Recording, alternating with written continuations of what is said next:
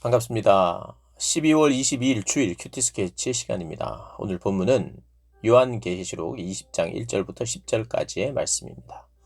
오늘 본문은 이렇게 시작합니다.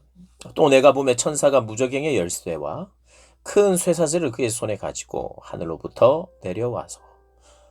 오늘 본문은 천년 왕국에 대한 본문인데요. 천년 왕국을 한 세 가지 정도로 해석하는 경향이 있습니다. 천년 왕국이 정말 뭔가, 마지막 때에 천년 동안 주님과 교회가 왕노릇한다. 성도가 왕노릇하는데 이게 말 그대로 문자적으로 천년을 이야기하느냐, 아니면 상징이냐, 이 두 가지로 크게 나뉘는데, 문자적이다 이렇게 이제 해석하는 학자들은 전천년설과 후천년설로 이렇게 나누어서 해석을 합니다. 천년 전에 주님이 재림하신다. 그리고 재림하고 나서 천년 동안은 사단이 갇혀 있다가 천년 후에 잠시 풀려나서 또 핍박을 하다가 마지막 최후 심판이 있다. 이게 바로 천년 전에 주님이 재림하신다. 그래서 전천년설 그렇게 이야기합니다. 반대로 천년 후에 주님이 재림하신다. 그러니까 재림 전에, 주님이 재림하시기 전에 이 기간이 있다는 거예요. 그리고 그것을 숫자적으로 설명하지 않고 이건 교회 시대를 말하는 것이다. 무천년설은 교회 시대를 말하는 것이다. 그래서 초림, 예수님이 처음 아기 예수로 오셨을 때부터 초림이죠. 그 다음 주님이 부활 승천하셔서 다시 오실 때까지 재림, 이 재림의 기간이 상징적으로 천년이라고 하는, 천이라고 하는 숫자가 바로 이 교회 시대, 초림과 재림 사이를 이야기한다. 그리고 재림 전에는 모든 것이 끝나는 상황이다. 이렇게 이야기를 합니다. 주님이 한번 재림했으면 그게 완성이라는 거예요. 그 뒤에 또 재림해가지고 성도들과 함께 천년 동안 이 숫자를 문자적으로 그대로 받아들이고 그동안 살고 또 천년이 다 차면 사단이 잠시 풀려났다가 이제 내일 본문에 이제 이어지겠지만 막 백보자 심판이 있고 이렇게 이제 이야기하는 게 전천년설인데, 대체적으로 전천년설, 정말 숫자가 그렇게 있고 그 숫자대로 그 기간대로, 그리고 사단이 이 기간 동안에는, 천년이라고 하는 천년 왕국 기간 동안에는 무력하게 그렇게 힘이 완전히 빼앗겨서 아무 활동을 못하는, 약하게 밖에 못하는 그런 기간이 분명히 있다는 게 이제 전천년설입니다. 우리가 보통 무천년설과 전천년설을 보통 지지하는데, 저는 무천년설이 더 성경 전체에, 요한계시록 전체에, 그리고 특별히 숫자를 상징적으로 보고 해석하고 있기 때문에 이 천년이라고 하는 왕국 자체가 그리스도의 초림과 재림으로 이해를 하는 것이 가장 무난하지 않나 그렇게 생각합니다. 저같이 이제 장로교회 합동 측, 이렇게 우리 교단에서는 이 둘 다를 인정하고 지지합니다. 그렇다고 해서 이게 뭐 심각하게 달라진다기보다는, 뭐 물론 이제 크게 달라질 수도 있으나 무천년설을, 저는 이제 무천년설이 좀 더 성경 요한계시록 전체를 볼 때는 숫자라는 것이 상징적인 해석이 많기 때문에 그렇게 가는 것이 맞지 않는가. 그래서 그렇게 보고 이게 해석을 제가 하자면, 이 천년 왕국이라는 것은 이제 계속해서 그리스도가 그의 백성들과 성도들과 함께 다스린다는 것이 어떤 의미냐면, 복음 전파를 통해서 다스린다는 거예요. 복음 전파. 우리가 이 땅을 통치한다, 사람들을 정복한다 하는 것이 무엇으로 정복하느냐, 무력으로 정복하느냐, 그게 아니거든요. 하나님의 말씀이 들어가서 하나님의 말씀대로 하나님의 통치 원리에 따르는 사람들이 많아지는 것, 늘어나는 것, 거기에 순종하는 것이 다스림을 받는 거죠. 하나님 나라가 확장되고, 그게 이제 바로 교회의 시대라는 거예요. 함께 다스린다. 예수님은 완전히 승리하셨거든요. 십자가 사건으로 말미암아 승리하셨어요. 그래서 사단은 이미 완전히 지금 힘을 빼앗겨서 아무것도 못하는 상태는 아니에요. 아주 미약하나마 힘이 있어서 그 힘으로 마지막 발악을 하고 있어요. 그리고 그 발악으로 인해서 굉장히 혼란스럽고 핍박의 시대도 있어요. 그러나 근본적으로 사단은 이미 패배했어요. 그것을 우리는 선포합니다. 패배했고 그 패배 때문에 하나님의 말씀이 들어가서 그리스도의 복음이 들어가서 그를 정복하고 다스리면 거기에 하나님의 나라가 임하는 거죠.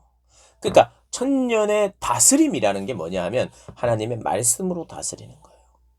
예수 그리스도가 왕이라는 걸 인정하며 그분 앞에 무릎 꿇기 시작하는, 그래서 모든 나라와 열방이 그분의 통치와 다스림 안으로 들어가는 시대, 이것이 바로 천년 왕국입니다. 그래서 교회가 세상을 다스린다는 것은 이제 세상을 향하여, 예전에는 세상으로부터 교회가 핍박을 당했는데 이제는 거꾸로 돼서 교회가 세상을 혼내고 이런 게 아니라 교회가 세상을 복음과 주의 말씀으로 사랑으로 정복하고 다스려내는 거예요. 그러니 하나님의 말씀에 불순종하던 사람들에게 하나님의 말씀을 순종해야 된다라고, 그분의 하신 일과 그분의 사역과 그분의 성품을, 그분의 존재를 전하고 알릴 때 그들이 하나님의 통치에 순종하는 백성들이 될 때 그게 이제 다스림이에요. 성도와 함께 그리스도께서 다스린다는 것은 바로 너도 혼내봐 이런 게 아니라, 내가 왕으로서 혼낼 수 있는데 너도 혼낼 수 있어가 아니라 나와 함께 사랑으로 이들을 정복하자, 이 땅을 정복하자, 복음으로 정복하자. 그럼 복음이 그들에게 전해지고 그들이 믿게 되는, 그때 바로 하나님의 나라가 이루어지고 확장되어 간다는 거예요. 그래서 이것은 영적인 일입니다. 영적인 일. 지상 명령으로 명시되었잖아요. 사실 너희는 가서 복음을 전하라. 땅 끝까지 이르러 내 증인이 되어라. 그래서 하나님의 말씀으로 정복하는 거예요. 하나님의 왕권을 선포하고 하나님의 다스림을 선포하는 그 왕국이 천년 교회 시대라는 것입니다.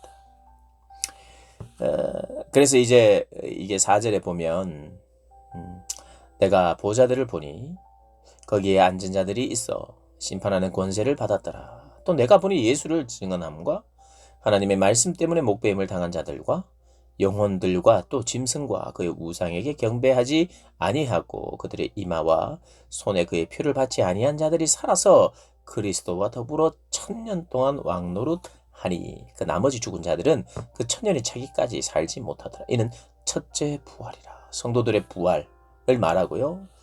6절 이하 둘째 사망이 그들을 다스리는 권세가 없고 도리어 그들이 하나님과 그리스도의 제사장이 되어 천년 동안 그리스도와 더불어 왕노릇하리라. 여기 나오는 이제 둘째 사망은 신자와 불신자를 이야기하는 겁니다. 둘째 사망이 그들을 다스릴 권세가 없고 불신자들이 그들이 누구냐? 첫째 부활에 참여한 자들 다스릴 능력이 없다는 것입니다. 불신자들은. 그리고 나중에 불신자들은 심판을 받게 되죠. 7절 이하 10절까지 천년이 참에 사탄이 그 옥에서 놓여 나와서 땅의 사방 백성 곳과 마국을 미혹하고 모아 싸움을 붙이리니 그의 수가 바다의 모래 같으리라. 그들이 지면에 널리 퍼져 성도들의 진과 사랑하시는 성을 두르매 하늘에서 불이 내려와 그들을 태워버리고 또 그들을 미혹하는 마귀가 불과 유황못에 던져지니 거기는 그 짐승과 거짓 선지자도 있어 세세도록 밤낮 괴로움을 받으리라. 이제 심판의 때, 마지막 심판의 때에 있게 되는 내용이라는 거예요. 순서적으로, 숫자적으로 라기보다는 교회 시대 전체를, 그리고 교회 시대의 마지막 때에 이런 일이 있을 것이라는, 그러니까 숫자와 날짜로 시간으로 한정하지 않는. 그렇지만 이제 무천년과 전천년설을 자연스럽게 합쳐서 역사적 전천년설, 그래서 이제 이 정확한 날짜와 시간들이라기보다도 이런 순서로 이렇게 나타날 확률이 많다라고 이제 생각한, 그 전천년설과 무천년설을 함께 좀 생각하는 그런 해석도 괜찮은 해석이라고 볼 수 있습니다. 어쨌든 마지막 때의 초림과 재림 때를 살아가는 이 시대, 교회의 시대를 천년왕국으로 보는, 그래서 특별한 천년이 있기보다 교회의 시대라는 것을 우리가 생각하면서 우리가 본문을 보고 우리가 이 땅을 살아가는 거죠. 혹시 전천년설이든 후천년설이든 또 무천년설이든 우리가 주님 앞에 깨어 있는 것이 중요하고, 또 마지막 때의 심판 전에, 기회를 잃어버리기 전에 우리가 참된 신앙의 자리에 있어야 된다는 것, 인내의 말씀을 지키며 살아야 한다는 것, 구별된 삶을, 거룩한 삶을 살아야 한다는 것, 거룩한 신부로 준비되어야 된다는 것은 어떤 해석을 지지하든지 간에 우리의 입장이고 태도여야겠지요. 거룩한 신부로 구별된 삶을 살아가는 저와 여러분 되시기를 주님의 이름으로 축복합니다.